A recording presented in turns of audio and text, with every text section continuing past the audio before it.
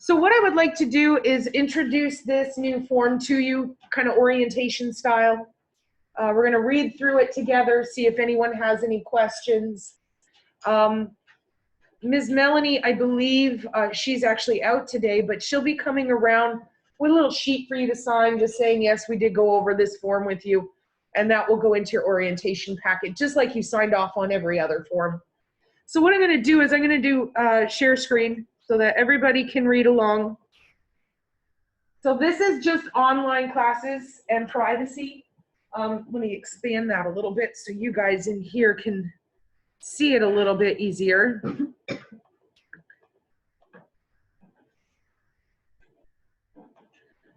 So everything that we do has to be in writing, and that's because of our accreditors.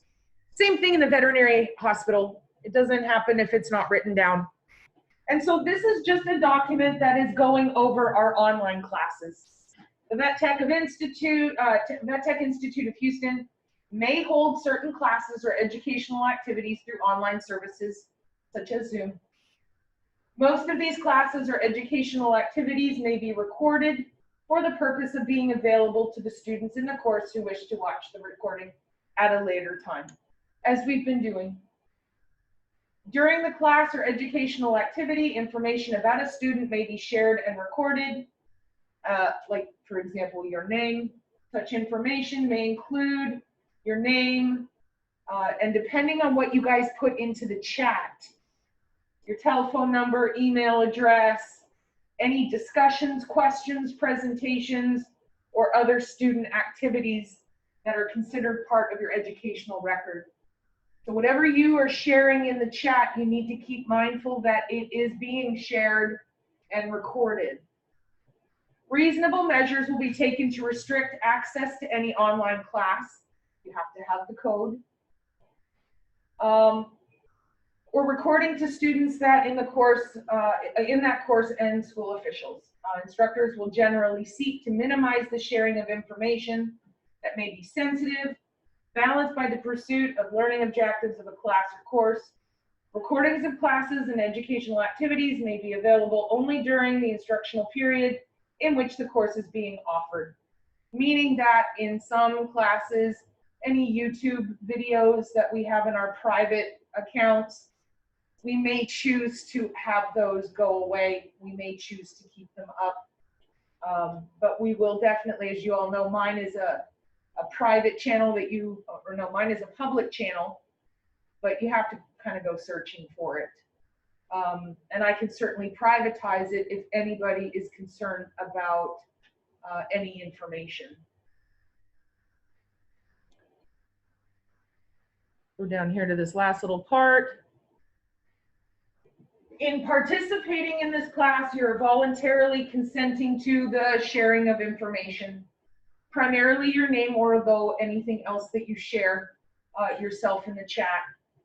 And understanding the event will usually be recorded. The student also consents to a prohibition on sharing or copying any recording. We share it with you. Further information may be found in the catalog under notification of rights under FERPA. So what the FERPA is your rights protection, meaning that we are not allowed to share information about you. That's why we had to make this little amendment. Because in order to help you and give you access to the information, we're understanding, guys, we get it. Technical difficulties, we all have them. You miss out on a lecture. Giving you access to those recorded lectures, we just need you to understand that your face, your name will be on the recording. And so we're just kind of outlining this just as an amendment to that information. Do I have any comments, questions, or concerns about this document that I've just shared with you? Fantastic. All right, so yesterday we finished up our terminology and our general discussion over the introduction to our nutrients. Today we're going to get started on the first of our nutrients, First, energy producing nutrient, carbohydrates. So the way that we're going to format this is going to be pretty much the same throughout. We're going to talk about what does the nutrient do? What kind of ways does your body utilize it? What happens if you don't have enough? What happens if you have too much? Carbohydrates, this is the cutest little PowerPoint you ever did see. I think it is about 12 slides, if I am not mistaken. So we'll probably be finishing this up today. We're going to plan to have your first test tomorrow. Now, we'll have time to review tomorrow during class. And it will be, same old, same old. I'll open the test at 3. It will close Saturday at 7. And it will be a nice short little test. It may encompass some of the terminology that we discussed yesterday and the day before. So, but we'll plan to do that on tomorrow after classes. All right, so carbohydrates, and again, the supplemental text is going to be Big Bertha, the great big CTVT book. And so those are the pages. You can just go to the chapter that says companion animal nutrition and follow along. I've outlined the course pretty similar to the way that chapter is outlined. All right, so carbohydrates. I love that picture. Carbohydrates, carbs. What do they do? Well, they're an energy producing nutrient, which means what? You have to use it. Or You must have. You're overthinking it. Oh. It produces energy. It's an energy producing nutrient that produces energy. And so, Miss Huff, it's not changing. Do what? It's not changing? Excuse me, Miss Huff. It wasn't working? No, we were still on the introduction page. Oh. All right. Let's try this again.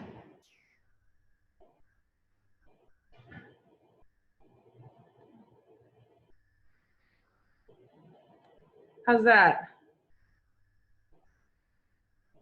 No, it's still on the main page for some reason. That's okay.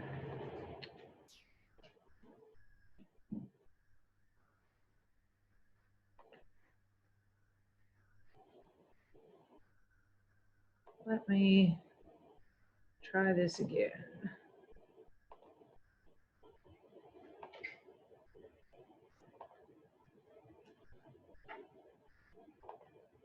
I think that's what the problem was. Oops, that's not the one. All right, I think I figured it out, guys.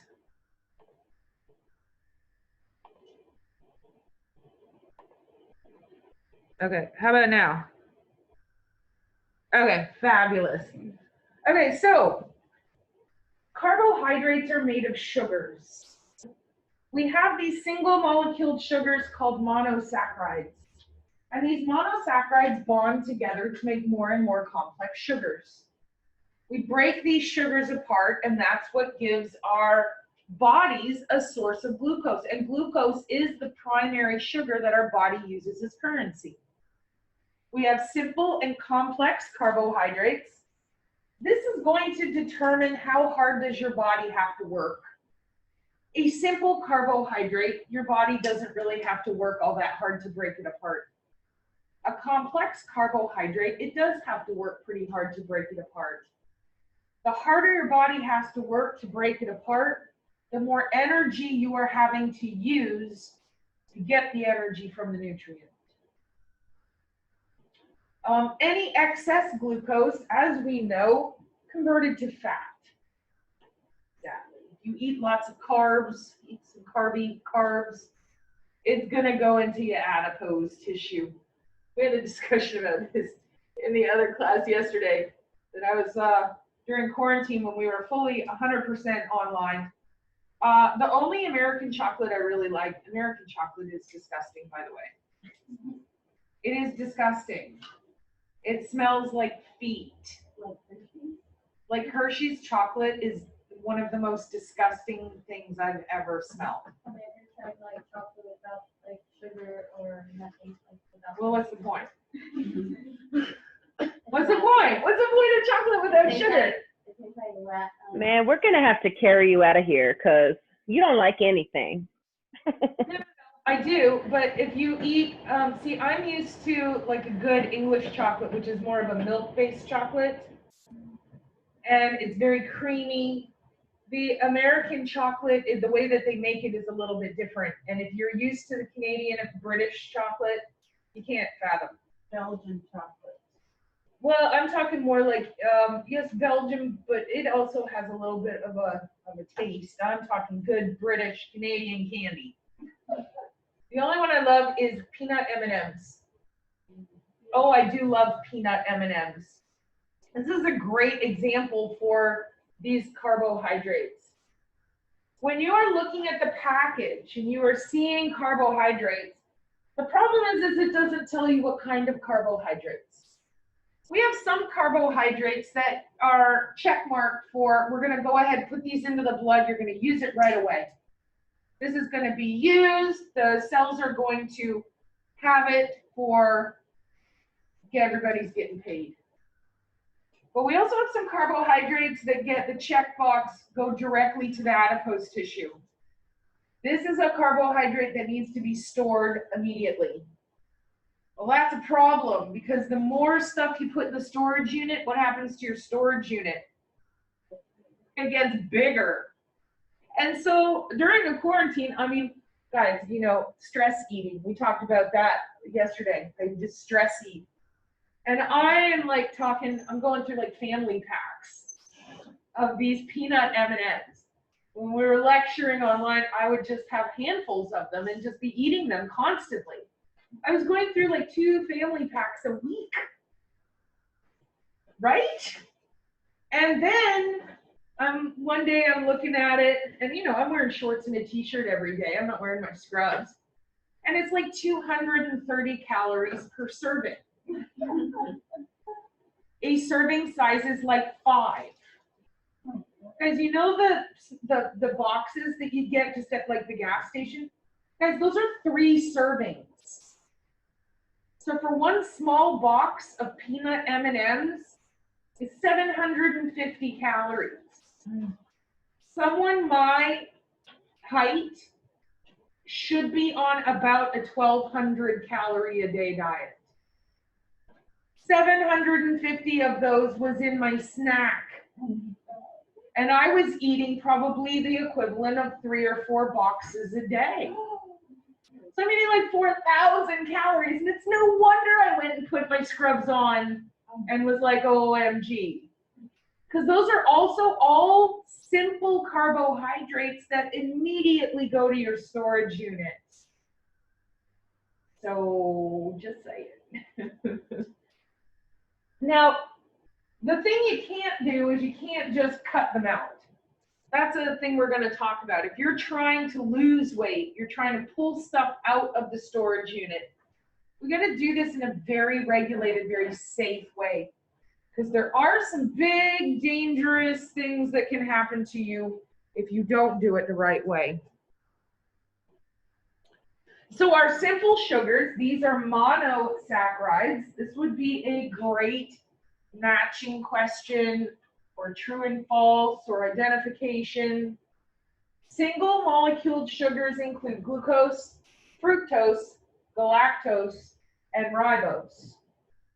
The first 2 are wonderful examples of what gets earmarked to do what. Glucose is the currency our body already recognizes. So when you eat something glucose, your liver, because remember everything goes to the bank of liver, and the bank of liver is the one that determines what do we do with this. She's the one that's putting the stamp, use it right now, use it right now, use it right now. She's ecstatic because she doesn't even have to convert anything. It's already converted. She's throwing that into the bloodstream like confetti. You may have heard that you need to stay away from high fructose diets. That fructose is a big bad no-no.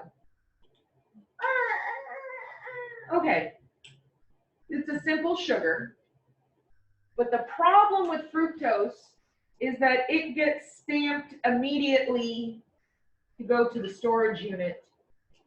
So those high fructose diets will really pack on the pounds. High glucose diets are going to provide energy for use right now. So that's kind of a great example of how your liver puts a little stamp on it and sends, even though they're both monosaccharides, they are both sugars, they have very different uses within the body. Now I can take these monosaccharides and I can start binding and bonding them together to make more and more complex sugars. So when I bond two monosaccharides together, I form a disaccharide. Di meaning two, saccharide, sugars. And so these are sugars that are bonded. Here we have some examples. These are by no means all of them, but we have sucrose, which is a glucose and a fructose bonded together. We want to also try and stay away. You may have heard high sucrose diets. The whole reason for that is because when we break this bond, yeah, we've got one that goes immediately for use, but what did we say happened to this guy? It goes to the storage unit. So having a high sucrose diet is going to give you energy for right now, but it's also giving you at the same time energy you're throwing into the storage unit. So finding the correct type of sugar is key to eating healthy carbohydrates. Maltose is a glucose and a glucose. We find this in some of our starchy plants. This is what will give you that energy. And then you have lactose. And we know the term lactose, this is probably the one you're most familiar with. It's a glucose and a galactose. You know from medical terminology that galactose means milk. So lactose has these two molecules bonded together, and we all now know what we have to do. We have to break the bonds. We got to separate the Legos. There are some people and animals, dogs and cats, who are lactose intolerant. Now, what lactose intolerant means is you can't break the bond. And what happens to molecules that we don't break the bond? You can't use them. Yeah, you can't use them. We gotta separate them into individual Legos. And if I can't do that, I get rid of it. Now, this happens in varying degrees of severity. What happens is I'll get this lactose, and this is a great example of how our bodies kind of work to break these down, break these bonds. My small intestines are going to get this lactose molecule, and in some cases, it's going to treat it like a Rubik's Cube. Right? He's really going to be like, trying to break it apart. He's working super hard, super long. The problem is all this stuff that he has yet to break apart. Because remember, his sorting table is full. All this stuff on his sorting table is now starting to decompose. And it's releasing gas. And so one of the minor symptoms of lactose intolerance is gassy, bloaty, farty. In fact, if you, our dogs and cats are lactose intolerant. They should not be given lactose. I had my old lab, Julie. Oh gosh, she was an amazing dog. All dogs love cheese. I'm just gonna say it. All dogs love cheese. And when I like cheese, and so I'd be slicing off some cheese, break a little bit, give it to her. Oh my goodness, though, for Julie, she was super lactose intolerant, super duper. Give her even a little bit, and holy smokes, she's like audibly farting, like wake herself up, clear a room, farting. And it's because of the way the body's trying to break apart the bond. On the extreme lactose intolerance, your small intestines take a look at this lactose, try and break it apart, realize they can't, and decide they need to get rid of it right now.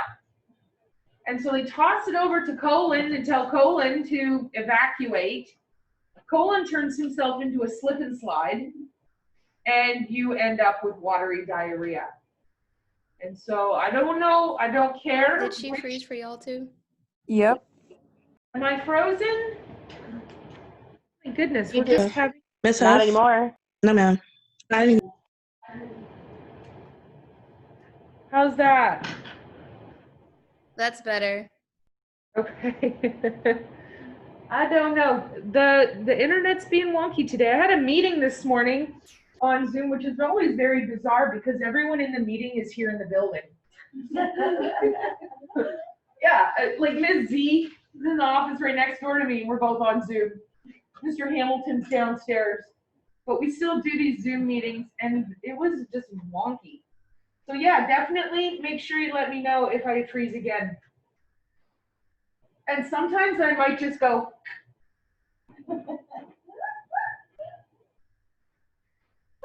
Ha! I teased you, I wasn't frozen. Okay, so the lactose intolerant is the inability to break apart these bonds.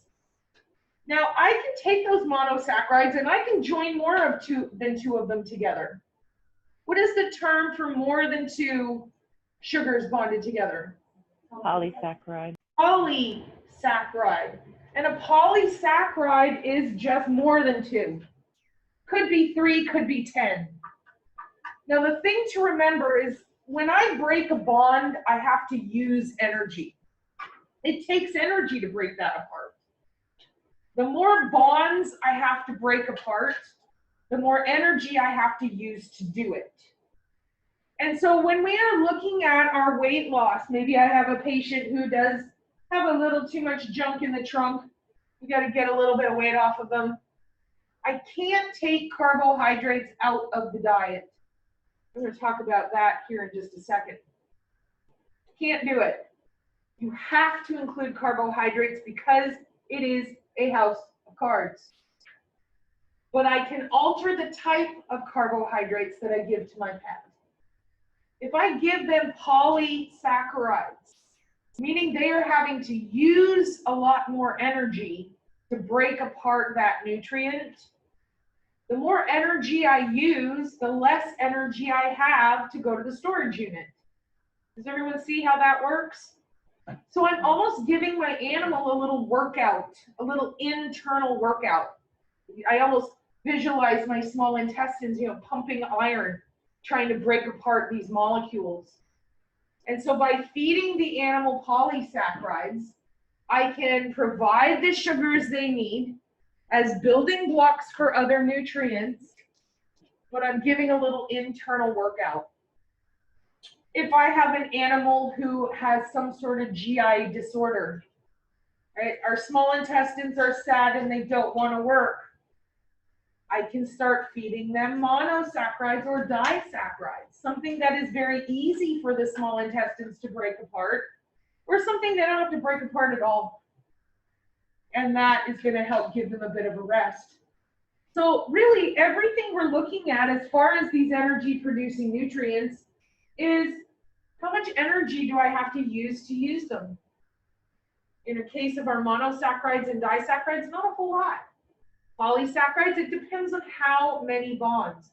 The more bonds, the more complex the sugar, the more energy I have to use to break it apart. And these multiple sugars, these polysaccharides, these are going to include things like starches and fiber. Oh my God, fiber is the magic carbohydrate. It does everything. It's amazing.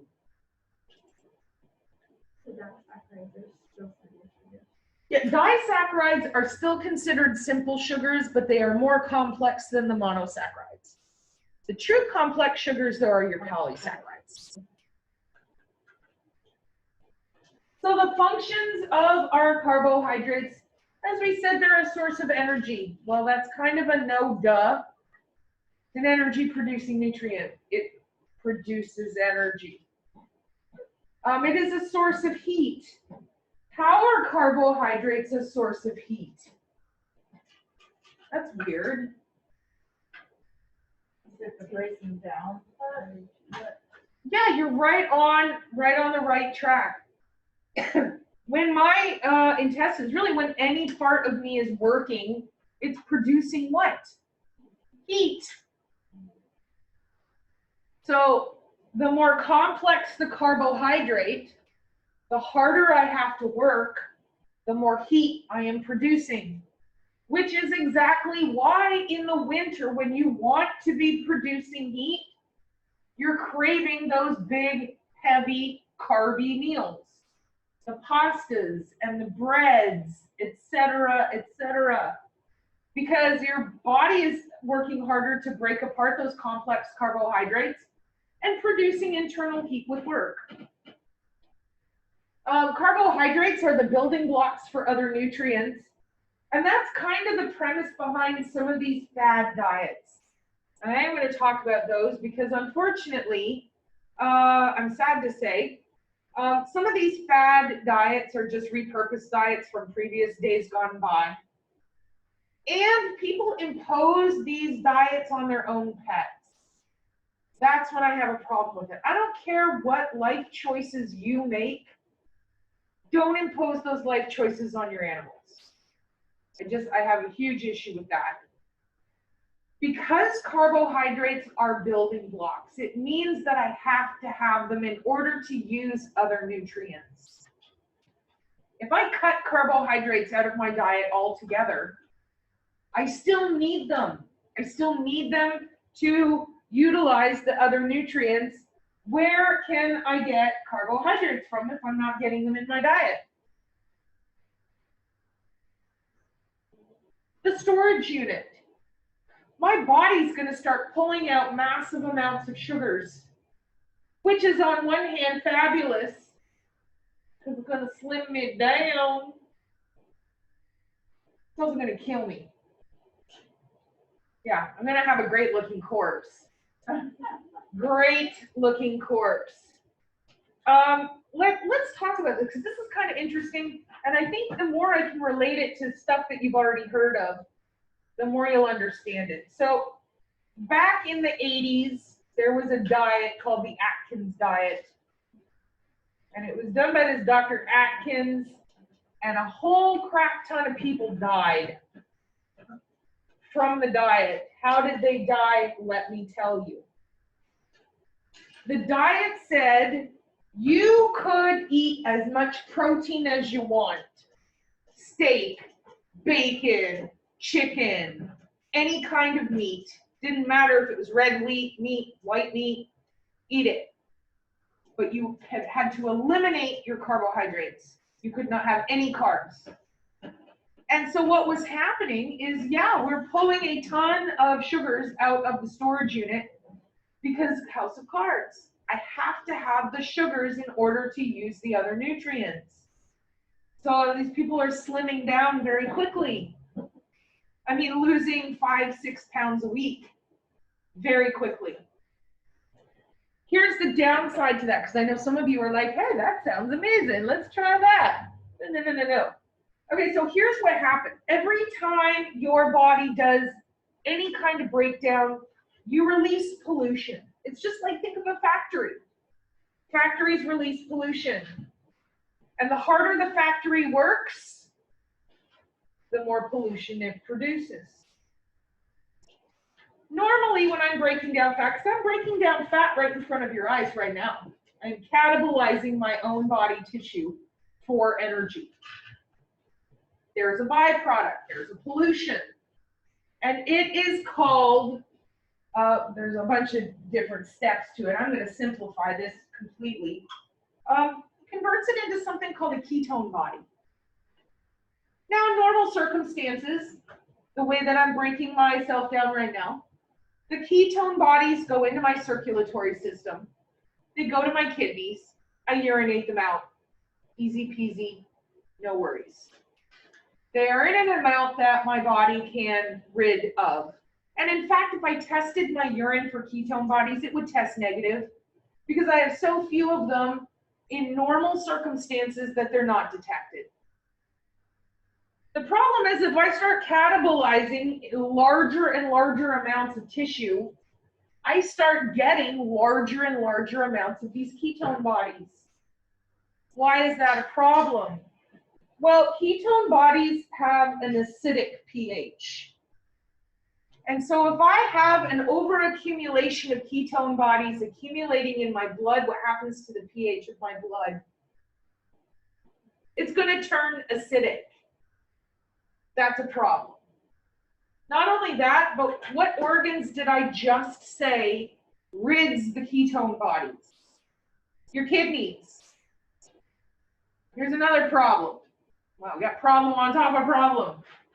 What nutrient did I say that you could eat as much of it as you wanted to? Protein. Protein itself has a major element called nitrogen. Nitrogen is also filtered out of your body by your kidneys. Now you're eating a large amount of protein, which increases the amount of nitrogen needing to be excreted by your kidneys. Your kidneys are amazing because they're little workhorses until they're not. Kidneys will work and work and work and work and work until finally, seriously, like within a minute, they'll go, what? No. I'm done. And they just shut down. So now we got these poor little kidneys being bathed in acid. And we're asking them to work harder to rid all of this nitrogen. Kidney shut down and you die. And that's what happened. That's exactly what happened. Ton of people died. And so then they came back and they were like, yeah, but the diet worked because they lost a lot of weight. So then what they did in the 90s was they kind of repackaged the diet, and it was still called the Atkins diet. But now instead of no carbohydrates, you had to minimize your carbohydrates and use polysaccharides. So even though you were taking in some carbs, your body was having a little internal workout to use it. And so that did minimize the number of deaths, although we still saw some kidney issues because of the amount of nitrogen. Went through a couple of evolutions, and now here we are in 2020. And guess what? Ugly Little Diet has risen its ugly little head. That old Atkins diet throwing people into kidney failure, except now we've changed the name completely. It's called the keto diet. And the keto diet, here's where a little bit of knowledge just kind of makes you shake your head. The keto diet is this diet. You are over-catabolizing because you've minimized the carbohydrates. We're pulling them out. Yeah, you're losing a ton of weight. But here's the thing. So they were like, okay, all these people died from kidney failure because of ketones. Hey, let's tell them that's the sign the diet is working. That if you are doing it properly, you're going to have detectable ketones in your urine. They even give you urine strips. When you go to the store and purchase the book, or go to the Amazon and get the book, they send you urine strips and say, when you have detectable ketone bodies, diet is working. Why is that a problem? Does anyone see an issue with this? What is the issue with me having detectable ketones in my urine? My blood has turned acidic. My kidneys are now being overworked. They're going to start shutting down. So kind of my whole point behind this is, yeah, okay, it's your choice. If you want to do the ketone diet, that's fine. Go ahead. You're grown people. You can choose what you want to choose.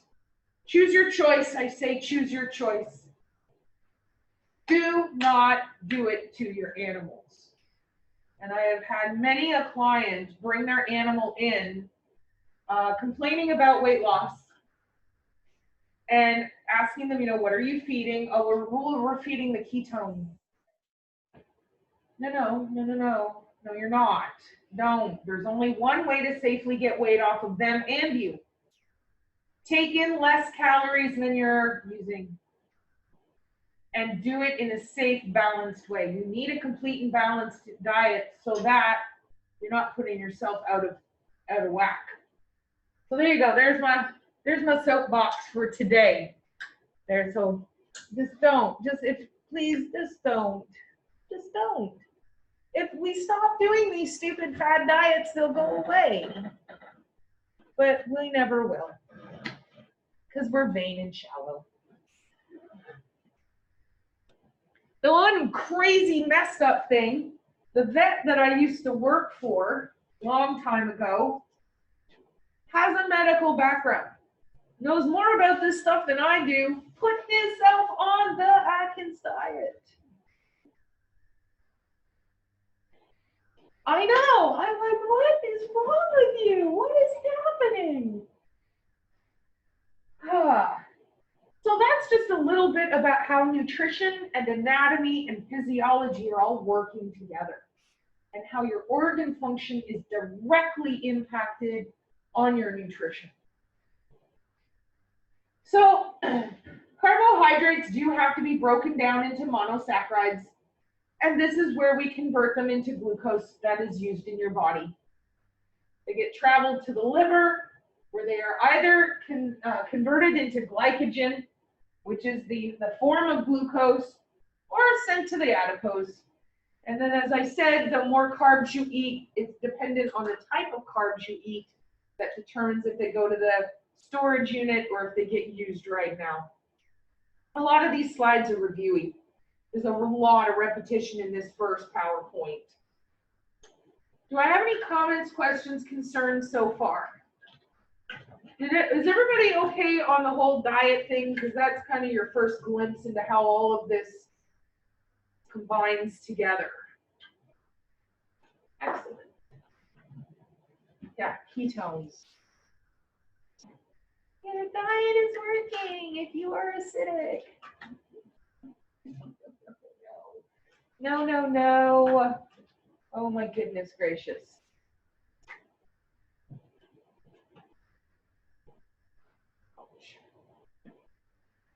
The one that drives me really crazy is people who put obligate carnivores on a vegetarian diet. Yeah, there was some woman who was called out, wasn't that long ago. She had a fennec fox. Fennec fox, I don't know if they look like little cats, but they have ginormous, humongous ears. They're adorable. Aww. Apparently now they're like a popular pet. I wouldn't want one. They're rambunctious. Yeah, they're horrible. But this woman had this fennec fox. Fennec fox is an obligate carnivore, just like a cat. There are nutrients and amino acids that can only be obtained through meat source. Well, she decided this fennec fox was going to adopt her lifestyle, and this poor thing, oh my God, it was so underweight, and its hair was falling out in patches. Aww. And its eyes were really dull, and seriously, like, it had hunks of hair falling out of it. And, oh, I gotta be careful because I'm recording. But no, you know what? I would punch her in the face, and then I would grab the animal and I would run away. Yeah.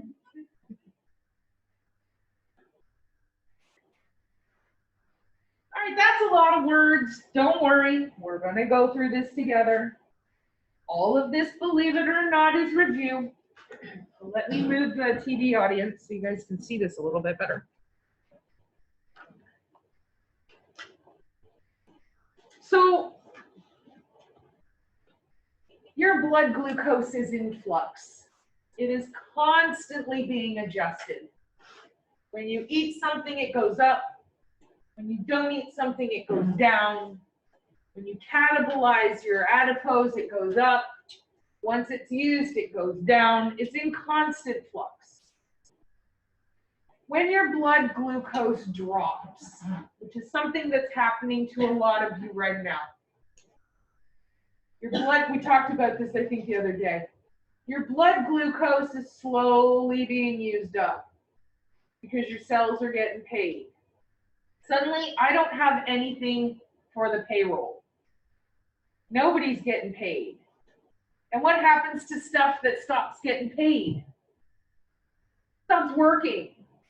And so now your brain is frantically running around going, oh my God, turn off the lights. We don't have the money to pay for it.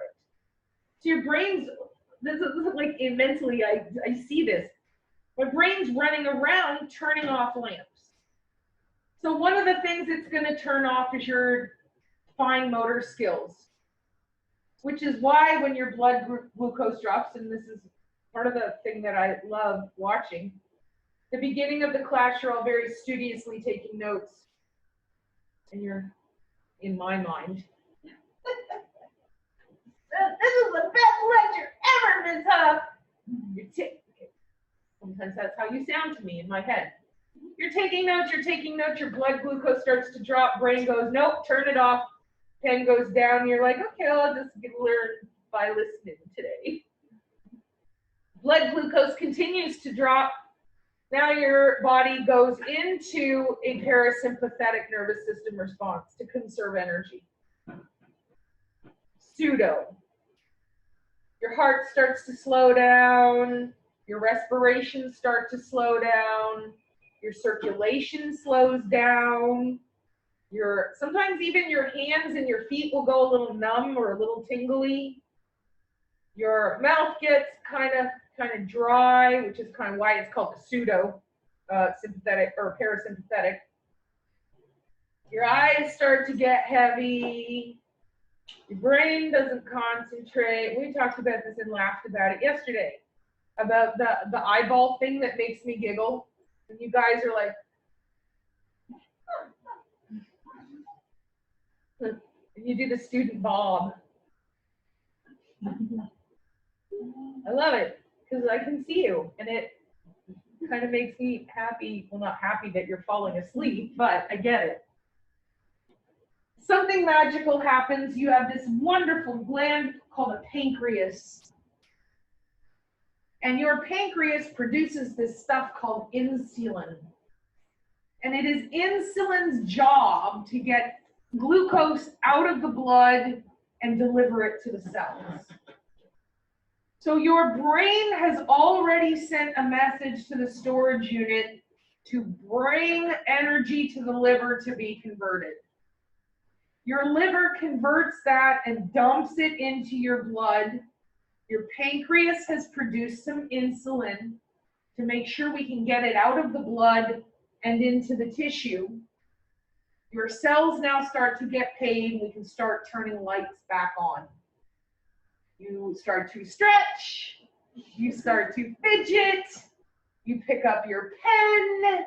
Your eyes start to open. You no longer feel like you have sand being poured into your eyes. You start to maybe crack your neck. That's because of this process. We've taken carbohydrates first. Carbs are what we break down first. Taken sugars out of the storage unit and deposited them into the blood. And then we have insulin that delivers them to the cells. That's it. That's all this slide says. Now, remember she had that little bit of pre-converted stuff under her desk? That's glycogen. That's called glycogen. And glycogen is just almost fully converted glucose. So she can dump that in to hold you over until we can get some from the storage unit. So that's what happens when your blood sugar gets too low and you don't have any external gluconeogenesis, anything from the outside. This is all internal gluconeogenesis, breaking down internal for energy.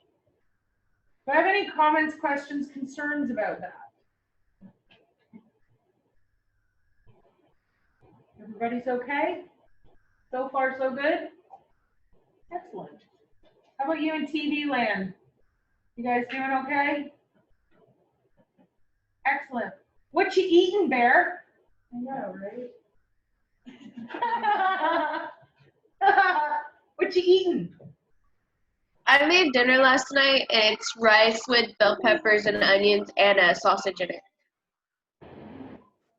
Well, that sounds nice.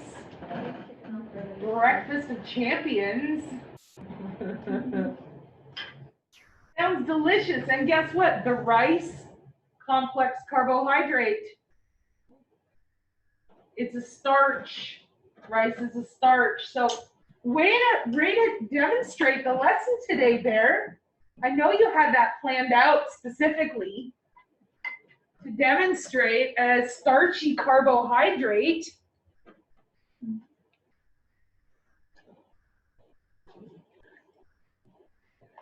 Speaking of complex carbohydrates, let's talk about this guy. Let's talk about fiber. There are different degrees of fiber. We have some complex carbohydrates that are easier to break apart than others. And in fact, we have some that are impossible to break apart. Some of these fibers, your body can't break them apart or use them at all. So what good are they? They actually do some good. The good that they do is they help bulk up. Remember, our small intestines are moving stuff through by peristalsis. And this peristalsis, the strength of the contractions, is governed by stretch. The greater the amount of material in the intestines, the more they're stretched, the harder they contract. If I feed fiber, it helps to bulk up the digest, strengthening the contractions, moving stuff through. I have two different categories. I have soluble and insoluble. Actually, the magical thing about fiber is it can be both. How is that possible? Depends on where in the intestines you're looking. Some areas of the intestine, the fiber might be soluble, and in others, insoluble. And it's these factors that allow us to use fiber for a whole variety of different things. Once it enters the large intestine, oh my God, your large intestine loves fiber. Fiber oh my goodness, it gets so happy. Because we know that the job of the colon is to suck out water and bulk up stool.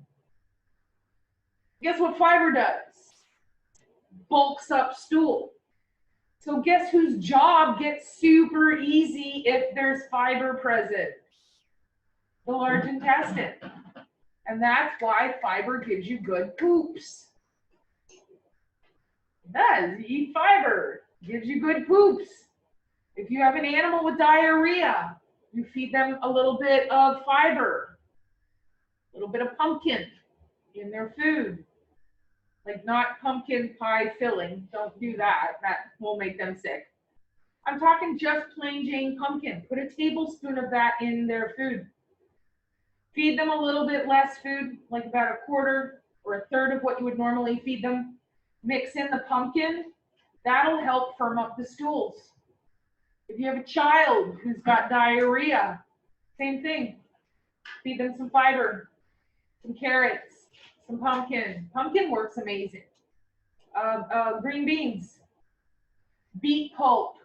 Although beet pulp, I'm probably sure your child's not going to want to eat beet pulp. I'm not going to want to eat beet pulp. Beets are disgusting. One person tell me in here that beets are awesome. Shut up. My son likes them. Shut up. Are you guys being serious that you seriously like beets? Gross. Oh, I just threw up in my mouth a little bit. I even like beet juice. Oh, Yeah, beet juice is super good next to carrot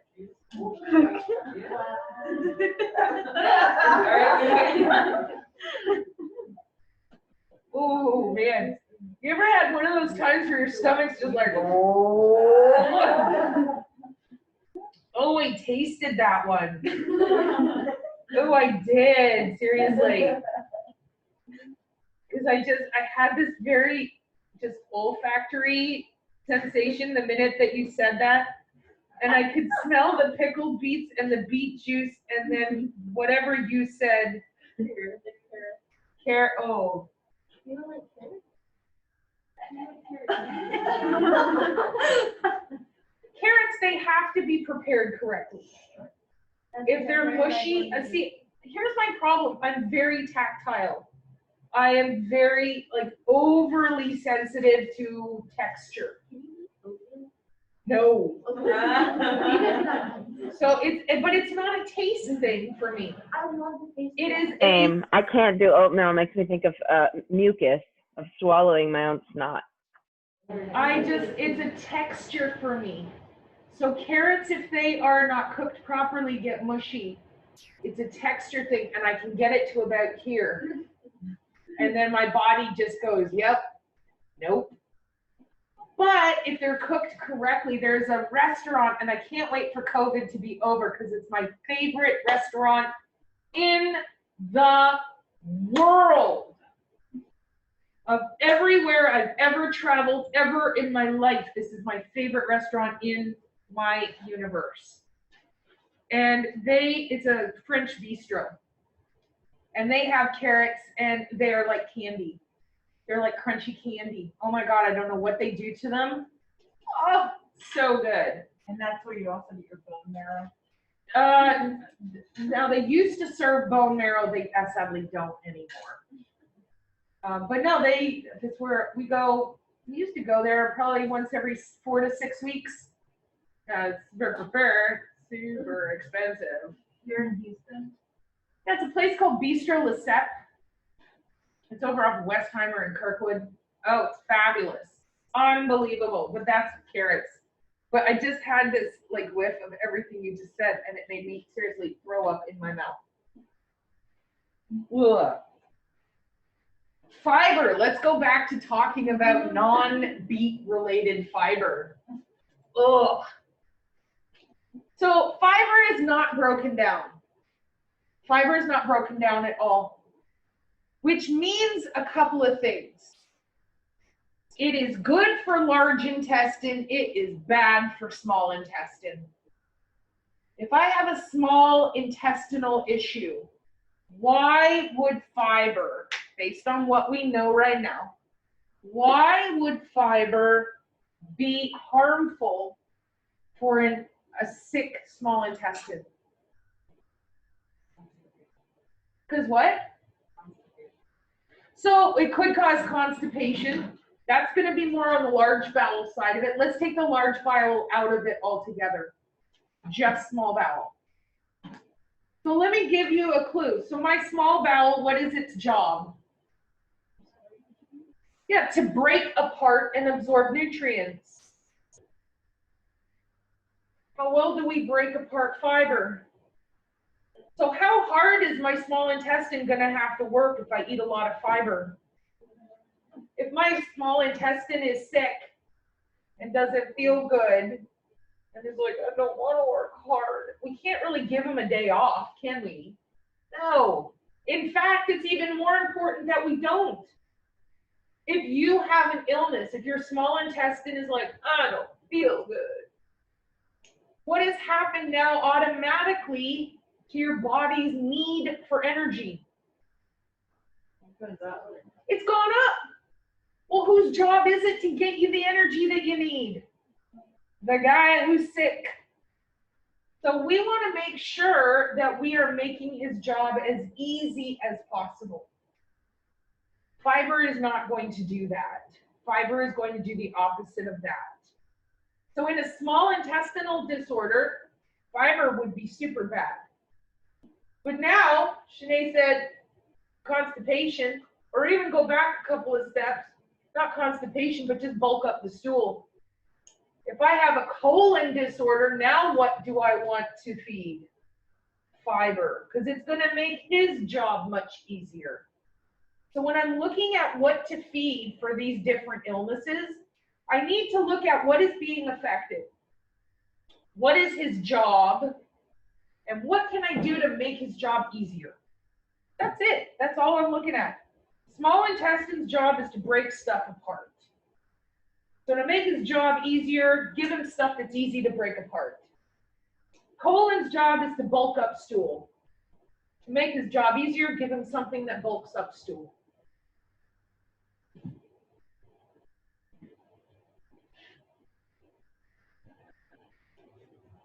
So as I said, it's the primary function of our fiber is to bulk it up, increase our water content. Remember yesterday we talked about the term digestibility. Fiber has a low digestibility. Tell me what I mean by that. More difficult to break down. Yeah, the lower the digestibility, the harder it is to break down. So our fiber is going to decrease the digestibility.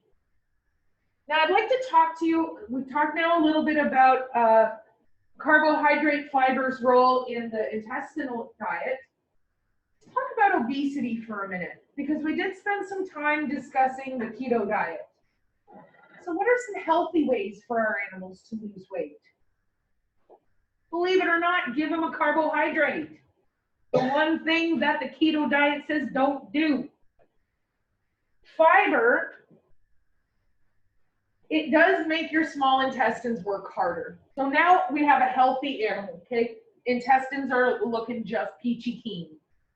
But this animal needs to lose some weight. The only way to safely lose weight is to use more calories than you take in. Does that make sense so far? My small intestines are working super, super duper hard trying to break apart this fiber. I'm using energy. But guess how much energy I'm getting from fiber? None. So I'm using energy to not get this energy, and in a slow, regulated way, I am getting the difference from the storage unit breaking down, but I'm doing it in a way where I do not get the accumulation of those ketone bodies. I'm doing it slowly. There's another great thing about fiber is it helps to stop the number one reason why diets don't work. Diets suck. They do. If anyone in here's ever been on any kind of diet, I just do the restricted calories, count the calories, make sure I'm getting enough proteins and carbs, and do some exercises. I get on my exercise bike, do my little exercise bike. They suck. Why do diets suck so hard? Because, so what are you constantly when you are dieting? Hungry. Hungry. Has anyone ever had to put their pet on some sort of diet? Yes, horrible. It's awful because they are constantly begging. My cat screams at me. Yes. Oh, and we're going to talk, cats are a whole other thing. We're going to talk about cats specifically. Oh my gosh, it's the number one reason why weight loss diets fail in our veterinary family, in the medical profession. Bentley. I had to be very careful about how much weight Bentley put on because he was a tripod. And he was a front leg tripod. So every time he took a step, all of his body weight was coming down on that elbow and that shoulder. And so I would have to, sometimes I'd pet him, right? Pet your animals daily. And I'd be like, oh my God, you're a fat little tick. So I don't have to change his food. What would I do? It's not rocket science. Feed him a little bit less. And then, oh my God, he became starving, homeless animal. And he's a terrier. Oh. And terriers talk, if you didn't know. And they don't just bark, they mutter, and they kind of use some profanity, I'm gonna say, canine profanity. And he would be sitting at his bowl going, and then he'd just kind of stand up, and he did this little thing where he was like, hop, hop, hop, and he's just like honking the bowl so that it's like making noise. Don't you talk to me like that, young man. Where did you learn that language? They bother you enough. What do? You give in. I can't take it anymore. Oh my God. Stop. I have a dog on a diet right now, and she literally jumps up and down and barks at me. Yeah. I mean, and she's a big dog. She's Oh, like, yeah. It's crazy. It's awful. But what if I told you there was something you could add to the diet that would make them feel full longer? pumpkin, Fiber. fiber. You just told me 2 primary things we can feed that are fiber. Why do we get hungry? The stomach is full. Okay, I eat, the stomach is full. I have stretch receptors that send to the brain, the stomach is full. The small intestine, remember, pulls the lever, stuff comes out onto the sorting table, slowly emptying the stomach. But what if I had something here that took longer to break down, worked harder to break down, and that slowed me emptying the stuff out of the stomach? And those stretch receptors stayed telling my brain, I am full, don't bring any more in. And we extended the length of it's called satiety. Satiety means I feel full. So those are the 3 big things. I'm going to get in here and do my whiteboard for a sec. Those are the 3 big things as far as fiber in the obese pet's diet. Number 1, it increases the amount of energy being used.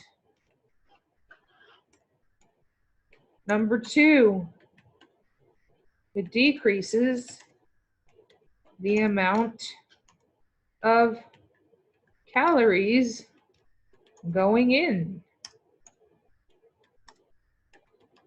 And it maintains satiety,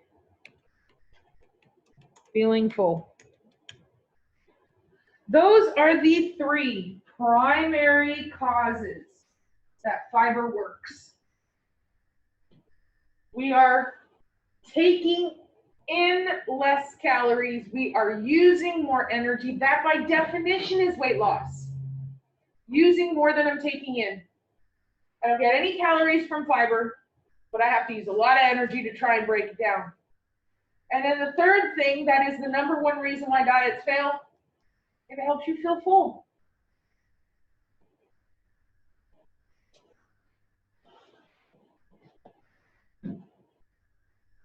So that's why fiber is effective in the weight loss diet. Is that the same thing as like protein shakes, like protein shakes?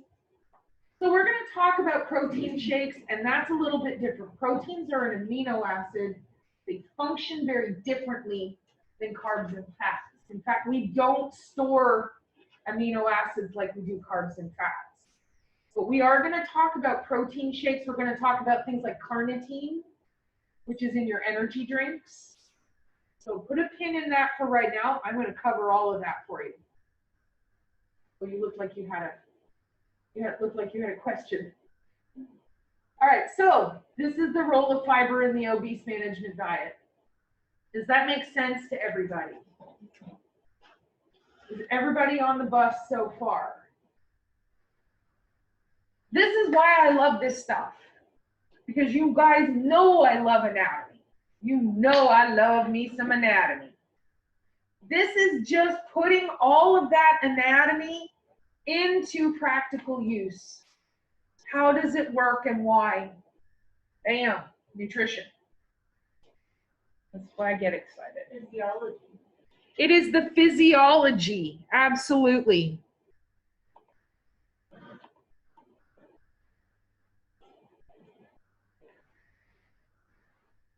All right, so we are going to, oops, that's the wrong one. We're going to pick it up here, and we're going to finish. We've got like 3 slides left on here. So we'll finish this up first thing tomorrow morning. We'll do a little bit of review and preparation, and then we'll get started on our next nutrient, which is fats. Comments, questions, concerns? Fabulous. Hey, Bex. Let me stop.